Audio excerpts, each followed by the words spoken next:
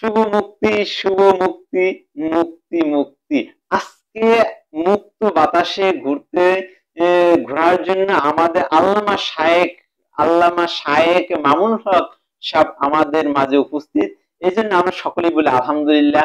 আল্লাহ পাক যেন ওনাকে যতদিন হায়াত দারাজ করে ততদিন পর্যন্ত যেন এই মুক্ত বাতাসেই থাকতে পারে, এটাই আমাদের কাম্য। তো আমরা বিগত অনেকদিন যাবৎ হুজুরের এই মুক্ত বাতাস আসার জন্য অনেক দীর্ঘ অপেক্ষার ভিতরে আমরা ছিলাম, কিন্তু আমরা এই দীর্ঘ অপেক্ষা প্রহর গুনতে এক সময় আমরা অতিষ্ঠ হয়ে যায়। আমরা কি বলবো, বিগত 3 বছর হুজুরের মুখ থেকে আমরা তার কথা, তার কোনো আদেশ নিষেধ, তার কোনো কথা আমরা শুনতে পাই না।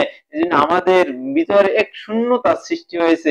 এই শূন্যতার থেকে আমাদের বেরিয়ে আসতে হলে আমাদের সৎ পথে চলতে হবে, সৎ নির্দেশনা, সৎ দিক অনুযায়ী আমাদের চলতে হবে। তো আল্লামা শায়েখ আজকে আমাদের মাঝে আছে, হাজার হাজার দর্শক, হাজার হাজার নেতা কর্মী তার অপেক্ষায় আজকে যে এই ইসে কারাগারের সামনে সবাই উপস্থিত আছেন, এবং তার এই মিথ্যা মামলা থেকে আজকে আল্লাহ পাক তাকে হেফাজত করছে। হয় যদি কোনো ভুল করে থাকে আল্লাহ তার সে ভুলের প্রায়শ্চিত্ত তাকে দেওয়া হয়েছে।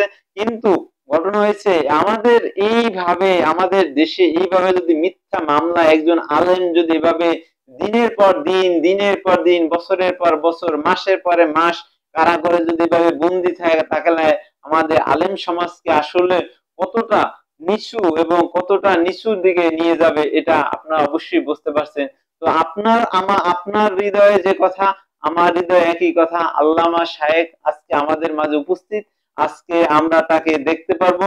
আজকে তার মুখের ভাষা, মুখের যে তার যে মাধুর্য, তার যে একটি সৎ চিন্তাধারা, এই চিন্তাধারাতে আমরা আবার সামিল হব, এবং তার এই দিক নির্দেশনা এবং কথাবার্তা আমরা আমল দেব, এবং তার যে ভুল যাই ছিল না ছিল এটা আমরা এখন আর করতেছি না। ভাগ্যে যার যেটা আছে অবশ্যই সেটা মেনে নিতে হবে। নিয়তি কখনোই কেউ ছেড়ে দেবে না, মৃত্যু কখনো কেউ ছেড়ে দেবে না। তো আমরা আশা করব আল্লামা শায়েখ যেন মৃত্যু আগ পর্যন্ত আর কোনোদিন এভাবে তার এভাবে যেন আর কখনোই তার এই অন্ধকার, এই নিমজ্জিত এই কারাগার, এই যে বন্দি দশা যেন আর না হয়। এই জন্য আমরা সকলেই চেষ্টা করব, এবং আমরা আমাদের নিজের যার যার স্থান থেকে অবশ্যই চেষ্টা করব যে ভালো যে হতে চায় তাকে আরো আমরা ভালো দিকে নিয়ে যাই, কিন্তু টেনে হেসড়ে তারপরে আমরা নিশানে না টানি। এইটাই হচ্ছে আমাদের সকলের কাম্য। আমরা বাঙালি, একটাই আমাদের দোষ, সেটা হচ্ছে আমরা মানুষকে পিছনে টেনে ধরবো, এইটাই হচ্ছে আমাদের দোষ। আমরা কখনোই চাই না যে সামনে একজনকে